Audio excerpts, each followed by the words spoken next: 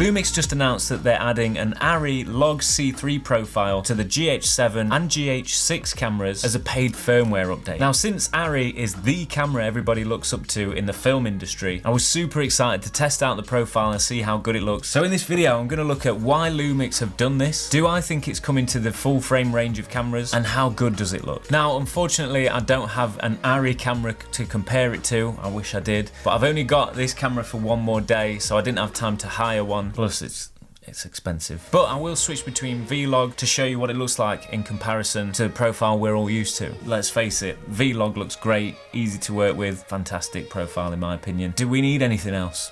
So I'm going to show you some clips side by side. Let me know in the comments which you prefer, and then later on in the video I'll tell you which one was the Arri and which one was the Vlog.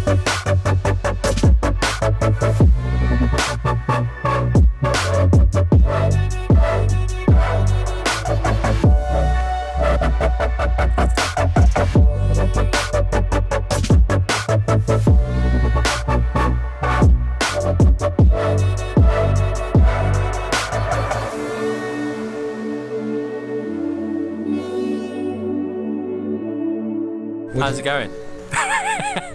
It's very exciting. To be able to have that kind of look inside a relatively affordable camera in the grand scheme of things, it's pretty exciting to see. Why have Lumix added an Arri profile to the GH7? Well, there's a few reasons. Arris are expensive to rent or buy, but a lot of production companies will use a B cam alongside their main camera, especially when they need to use it in a certain way. For example, rigging it up with a gimbal or putting it on a drone. You can't always do that with an Arri camera. But if you take something as compact as a GH7, now it's got an Arri log profile in there, you can actually match the two cameras. And that's gonna make Lumix as a brand more versatile and more sought after because it's got that matching capability. So I think it's a good move from Lumix. Plus, what better colors to add to a camera than Arri? Let's face it, people love those colors. It's gonna cause waves for sure. The fact that they've added ProRes RAW internally without an SSD drive in this is insane. It's a big move from Lumix, and I think it's a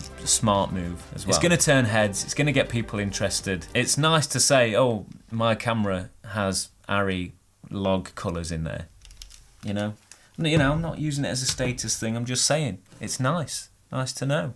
Who wouldn't want that in an affordable camera? Let's have a look at the colours then. What did you think? Camera A was the Arri log profile and camera B was the Vlog profile. I've matched them fairly closely, but I've not done too much work to them. You can tell a difference in the skin tones. The Arri look a little bit pinker, but it's not a horrible pink. The skin tones just look a little bit more consistent.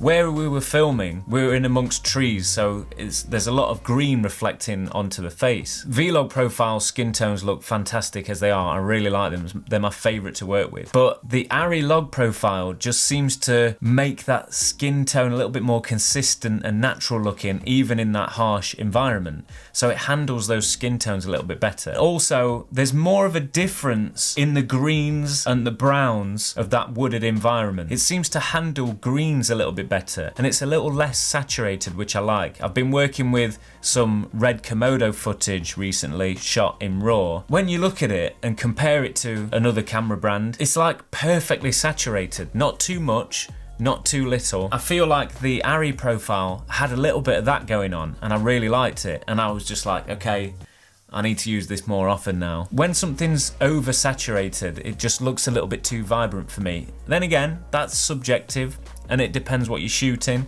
but I like a little bit more of a subtle, darker, moodier look. It's just me. You might prefer a bit more vibrance. See?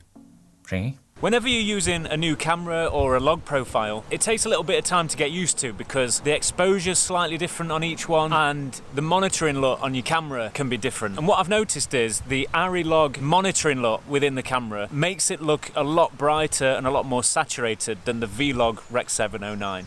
So it threw me a little bit at first, but the exposure's exactly the same. Sometimes it looks like the highlights are blown out and it's a little bit overexposed, so it takes some getting used to. Having this log profile in the camera doesn't make a difference to the dynamic range, I don't think, but it's got a slightly different curve on it apparently.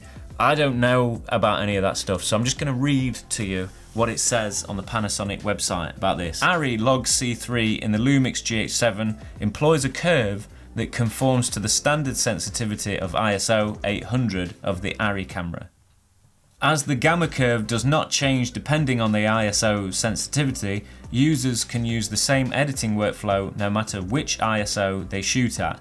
It also enables recording at ISO auto, which is unique to mirrorless cameras. Interesting. If I knew what that meant, I'd be able to decipher it for you, but you know, take that from that what you will from and stuff. But it did seem to have this nice effect. When I was pulling the highlights down, it brought lots of detail back, and the highlight roll-off curve looked really nice. That's all I can say. I'm not scientific. It looks nice. Again, I'm not saying that Vlog's bad at all. It's hard to be, in my opinion. The differences are very subtle, but both of them are nice. Now, do I think we're going to see this feature make its way over to the full-frame cameras? I think this is my opinion. I've not been told anything by Lumix or anybody. This is just what I predict based on what's happened with all sorts of things in the past. I think they're gonna keep it exclusive to the GH range for a little while to make people, you know, look at that camera for a bit. But we're bound to see it make its way over to the S5 or the full frame camera range at least in the next year or so, surely. Again, don't quote me on this, it's just a prediction, just my idea. I hope we do.